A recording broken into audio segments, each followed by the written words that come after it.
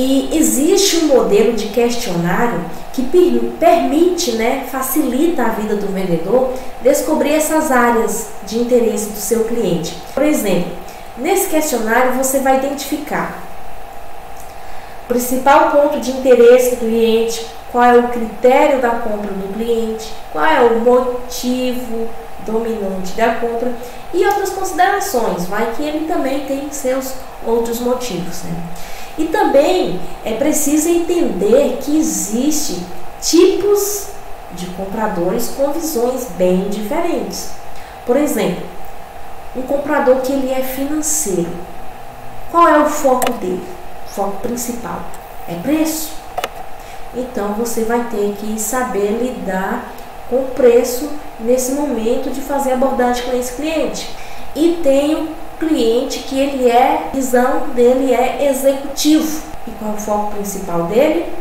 É o ROI, é o retorno do investimento. Então, se você for oferecer uma máquina para ele, que ele sabe que quando ele quiser vender essa máquina mais para frente, essa máquina já vai ter desvalorizado bruscamente, porque vocês sabem que existem marcas mais caras, mas que depois, se você for vender ela, você consegue um preço bom ainda.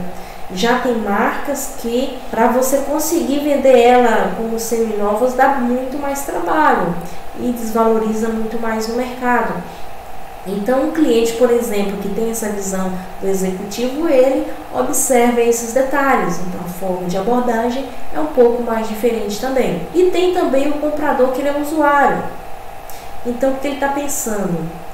Ele está pensando na praticidade, ele está pensando no conforto, ele está pensando na questão do manuseio, da durabilidade. E se você for passar muitas informações de tecnologia e coisa rara, pode ser que ele até se assuste, ele pode achar que ele não vai dar conta de usar tudo aquilo, que vai ter problemas. Então, o foco dele é um, técnico, por exemplo, já é outro. E já que a gente está falando também no caso do comprador técnico, o foco principal dele são as especificações. Então você falar assim, essa máquina oferece um sistema de rastreabilidade, você vai conseguir acompanhar essa máquina em tempo real, onde ela está, qual é a média que está fazendo de consumo de combustível, você consegue ver no aplicativo qual foi o horário que essa máquina foi ligada, se está trabalhando em marcha lenta. Nossa, isso para ele vai brilhar os olhos, mas dependendo do cliente não é tão atrativo. Então vocês vão descobrindo essa parte com esse questionário. Outra coisa também, você precisa descobrir qual é a situação atual do seu cliente. E essas questões, essas perguntas que vocês vão fazer para os seus clientes para descobrir essas coisas, ela ajuda a determinar essa situação do comprador, do seu cliente, e se existe também outras pessoas que influenciam na compra. Isso é muito importante.